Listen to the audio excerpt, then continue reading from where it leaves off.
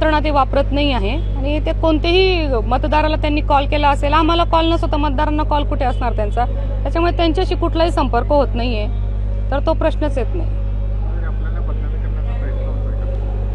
Election आहे, प्रत्येक वर्षी मागच्या वर्षी देखील तेच प्रकार घडले, या वर्षी देखील तेच होतील आणि बदनामी काय, कारागृहातनं जर माणूस इलेक्शन लढतोय तर ह्या गोष्टींचा आम्हाला सामना करावाच लागणार आहे, आमची मानसिकता आधीच होती आणि त्या गोष्टी घडणारच आहे। अजून 48 तासात बरंच काही घडू पण शकतं, त्याच्यामुळे आमची मानसिकता आहे कारागृहात न एका माणसाने उमेदवारी करणं आणि लढणं ही गोष्ट नॉर्मल आणि कॉमन नाहीये। सर्व गोष्टींना सामोरे जाणार पाहिजे, 100% सामोरे जाईल। पोलिसात काय तक्रार दिली आपण? पोलिसांना काल इथे मॉब झाल्यानंतर मी कॉल केला की इथे गर्दी जमलेली आहे, काही महिलांना पाठवून आम्हाला सहकार्य करा, ही गर्दी डायव्हर्ट करा। 4दा कॉल केला, 4ही वेळा पोलीस यंत्रणा इथे आली। तर असं काही प्रकार करत असती तर मी स्वतःच कॉल केले नसते, तुम्ही पोलीस प्रशासनासोबत संपर्क करून विचारू शकता। प्रचारातून रॅलीतून आलेल्या महिला, तर बचत गटांना आपण जेवण बनवायचं, स्वयंपाकाचं काम दिलंय, पोळ्या लाटणाऱ्या महिला असतात, स्वयंपाक करणाऱ्या महिला असतात, यांचा 8-10 दिवसाचा खर्च किंवा ते मशीन आम्ही जे ट्रेनिंग देतो, कोणी आलं की मतदान कसं करायचं, रीतसर चालणाऱ्या गोष्टी, याचा कुठेही करणं कोणत्या गोष्टीची वाटपची संबंध नाही।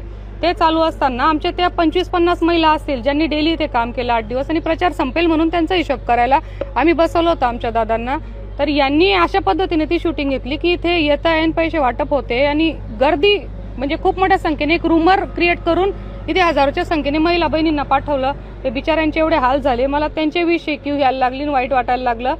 तर ते सगळी चुकीची माहिती आहे। पोलीस प्रशासनाला मी 4दा कॉल केलेला आहे, तुम्ही अधिकाऱ्यांना, पोलीस गाड्यांना विचारू शकता।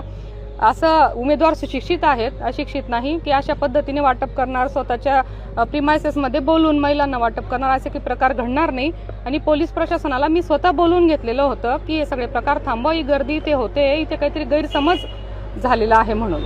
काल ताई पण त्यांनी आता परत आज एक नवीन व्हिडिओ दिला, त्याच्यात ते म्हणतात की महिलांना कोरून ठेवलं, गर्दी झाली, महिला म्हणत होत्या की आम्हाला बाहेर काढा, असा पण व्हिडिओ त्यांनी आज दिला आहे। महिलांना कोंडायचा प्रश्न असा नव्हता की त्यांना काही आरोपी म्हणून कोंडलं नव्हतं, शेवटी एक मॉप असतो, त्यांना आरोपी म्हणून कोंडलं असतं तर थांबल्या कशाला असता, त्या 500-600च्या संख्येने तर त्या गेट पण तोडू शकत होत्या, तिथे गर्दी झाली होती ना, आपण महिलांना जाण्यासाठी रस्ता करत होतो म्हणून सांगितलं होतं की काही महिलांनी गेटच्या मध्ये थांबा, नंतर हळूहळू 10-15 करून निघा, कारण महिलांमध्ये भांडणी सुरू झाल्या होत्या आपसामध्ये, मग महिलांमध्ये आपसामध्ये भांडणी सुरू झाल्या, त्याच्यात 1-2 महिलांना लागून गेलं, मग हे कुठेतरी कंट्रोल व्हायला पाहिजे म्हणून मॉब डिवाइड केला, पोलिसांच्या मदतीने केला, त्याच्यात कोंडण्या वगैरेचा काही प्रश्नच नव्हता।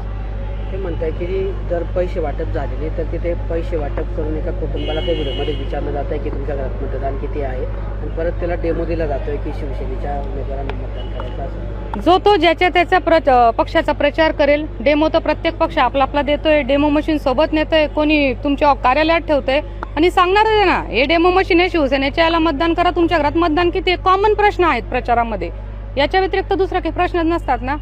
पैसे वाटप झालेले नाही, पैसे वाटप कोणतीही झालेली आहे। काही महिलांना इथे पाठवलं गेलं असं पण तुम्ही म्हटलंय की बाहेर रुमार पाठवलं गेलं। कसं असतं, गरीब महिला असतात, आपल्या साध्या भोड्या महिला असतात, आमच्या बचत गटाच्याही काही महिला आहेत, तर कुणीतरी त्यांना अफवा सांगितली की ते काहीतरी चालू आहे म्हणून त्या आशेने आल्या आणि त्या खूप संख्येने आल्या, आम्ही त्यांच्याशी व्यवस्थित त्यांची समज काढून त्यांना बोलून त्यांना माघारी पाठवलं।